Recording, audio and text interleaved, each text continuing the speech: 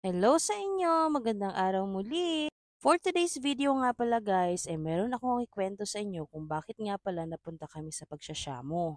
Marami na sa inyo ang nakakaalam ng kwento namin bagamat yung iba ay hindi pa. Nga pala guys, ang mga syamo namin ay nabili namin way back 2020. 4 years ago na rin guys, simula nung nagsyamo kami. Eto nga pala guys, yung dating breeding pen namin na pinaglalagian na namin ngayon ng aming mga kambing.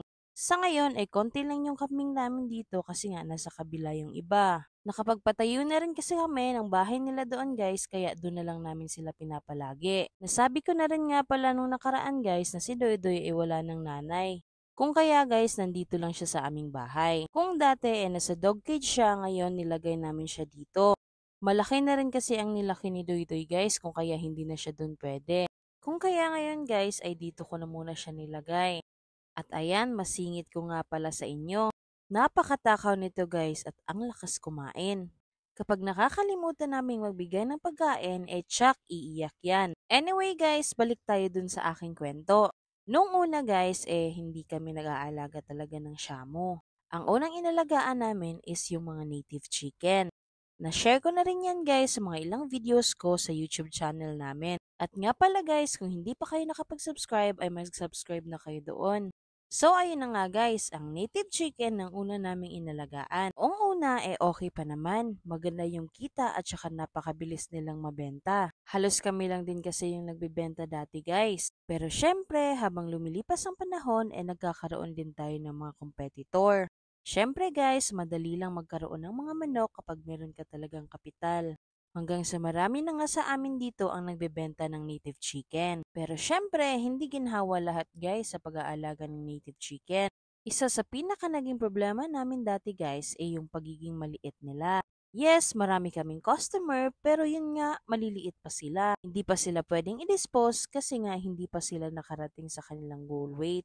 Kalimitan kasi na customer namin guys gusto yung weight na 8 grams. Kahit 8 grams pataas. So ayun na nga guys, alam niyo naman na ang native chicken matagal talaga silang lumaki. Naabot sila kadalasan ng 3 to 5 months bago nila marating yung 1 kilo. Siyempre, bilang isang munting negosyante, kailangan talaga nating mag-isip kung paano nga natin yun mareresolba. Eto na nga guys, dumating itong isang manok namin. Isang tandang na manok na kung saan yun yung ginamit namin para i-breed sa aming mga native chicken na hen. Etong manok na to guys, yun yung kinaunahan naming shamu. Ang plano lang talaga namin nung una guys, i-breed sila sa native chicken. Nang sa gayon, talagang mabilis naman lumaki yung ating native chicken. Marami din kasing nakapagsabi na maganda daw i-crossbreed ang native sa shamu. At yun nga guys, totoo yung kanilang mga sinabi. Kung dati ay inaabot kami ng 3 to 5 months old bago namin sila ma-dispose, ngayon naman na ginagamit na namin ng shamu para sa aming mga native chicken ay inaabot na lamang kami ng 2 buwan. Opo, tama po yung narinig nyo. 2 buwan pa lang meron na kaming 8 grams pataas na mga alaga. At yun yung mga weight na kailangan na din silang i-dispose. Mas mabilis silang ma-dispose kumpara dun sa pure native chicken lang. Syempre, kung mabilis natin silang ma-dispose, mabilis din yung balik ng kita sa atin. Nga pala guys, etong kulungan ni Apollo ay nilinisan ko maging yung kulungan ni Doydoy. Ang dami na kasing kalat guys mula nung nakaraan pang merong mga kambing dito. Yung mga dumi kasi nila guys, ikinukuha talaga namin at nilalagyan namin na fertilizer dun sa aming mga halaman. Yung mga halaman na yun guys ay actually mga pagkain pa rin nila. Mga napier, bungalong at marami pang iba. Talagang nagtanim kami ng mga pagkain ng kambing at saka baka guys at nang hindi kami mahirapan kapag tag-init na. At ayan, dahil sa kakulitan ni Doydoy, talagang sumabit pa sa kanya yung aking balde.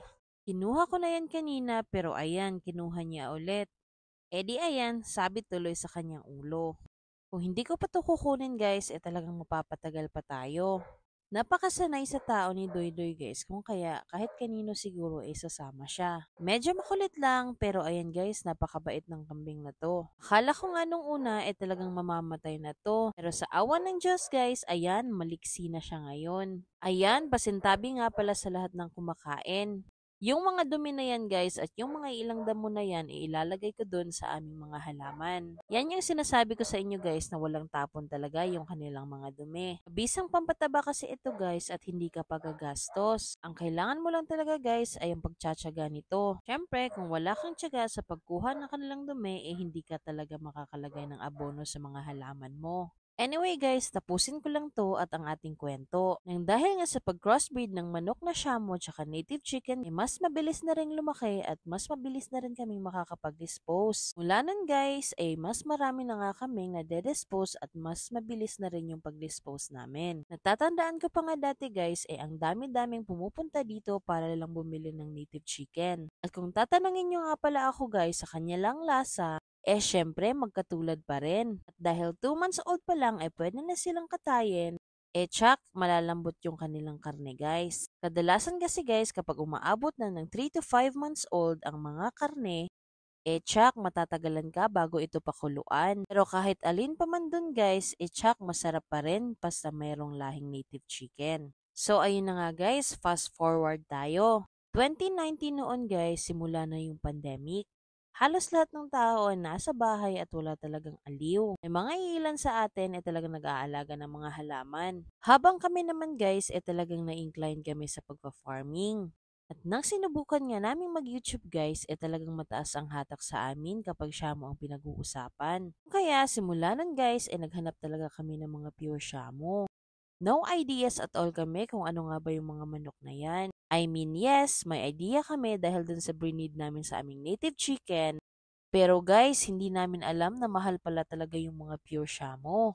At first, talagang nasya kami sa kanilang mga presyo. Pero syempre guys, dahil interesado din kami sa pagsasyamu sinubukan namin. Anyway guys, para merong idea kayo kung magkano yung bili namin sa unang shamu namin, na brinid namin sa aming mga native chicken, 500 pesos lang yon. Yung manok na yun guys ay pinangalanan naming Rapido. So ayun na nga guys, napabili na kami ng mga bagong shamu. This time yung mga maliliit pa. Kasi nga guys, hindi namin afford yung mga malalaki na. Mahal na rin kasi yung kanilang presyo guys kapag malalaki na. Naabot na siya ng 5 to 7K depende yun sa anong uri ng shamu. So syempre, as a first timer na mag-alaga ng shamu, talagang sinubukan lang namin yung anong kaya namin. Naniniwala kasi ako guys na kailangan talagang meron kang experience. So yung experience na yun ay sa iyo mismo yun makukuha. Mismo na mag-aalaga at ikaw mismo na makakaranas nun. Iba naman kasi yung tinuturo at saka yung mga nalalearn mo sa experience mo guys.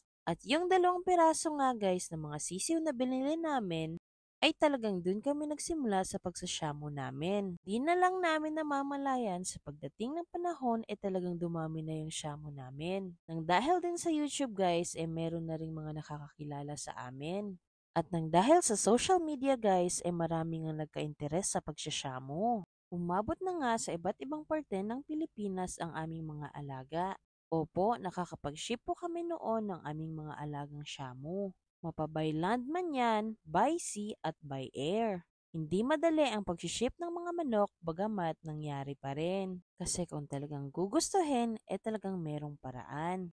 At dahil nga sa pagsasamo guys ay meron din kami mga kaibigan na nakilala.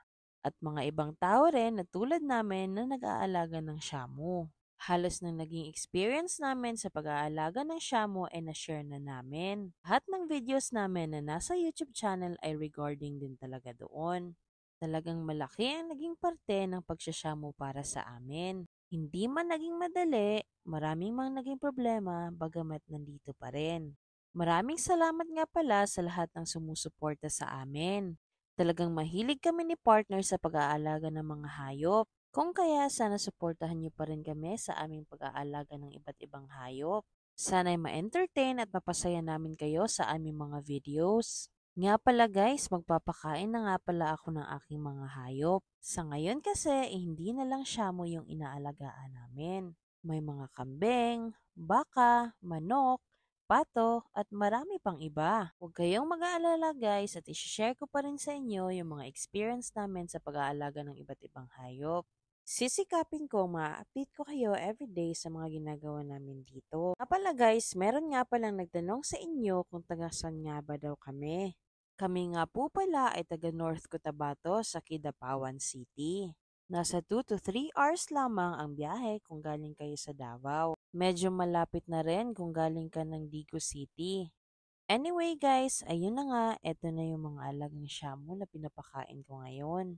Inuuna ko talaga silang pakainin guys dahil makukulit nga sila. Pagkatapos nga nito ay yung mga shamu na naman na nasa labas ang pakakainin ko. Sa ngayon guys, ang mga natitira na shamu dito ay yung mga materialis lang talaga namin dati. Siya nga pala guys, huwag niyong kalimutan mag-subscribe at mag-follow na rin sa aming Facebook page. Again guys, maraming nagtatanong ulit sa inyo kung kailan nga ba kami magbebenta. Sensya na nga pala kung yung iilan sa inyo ay hindi ko talaga masagot o mareplyan. Pasensya na kayo at maraming salamat ulit.